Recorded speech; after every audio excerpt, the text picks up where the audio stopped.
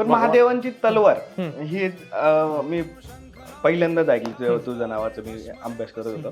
कारण की शंकर म्हणलं की पहिले तर त्रिशूळ हे डोक्यात येतं. बरोबर. मग तेच आहे ना, आता बघ, आता महाराज जर बघितले आपण, आता परत एकदा महाराजांचं रिनिव्हर्सिटी घेऊ. महाराज जर आपण चित्रांमध्ये पाहिले, म्हणजे त्यांची ओरिजिनल त्यावेळची मिनिएचर पेंटिंग्स आहेत त्या काळी काढलेली समकालीन, तर त्यामध्ये आपल्याला 3 शस्त्र प्रामुख्यानं पाहायला मिळतात. एक तर तलवार, दांडपट्टा आणि कट्यार.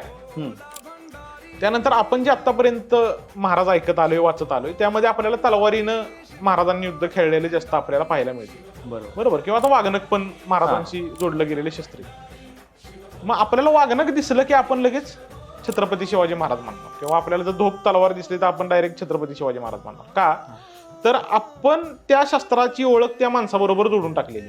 बरोबर. मग तसंच त्या त्रिशूळाचं पण आहे.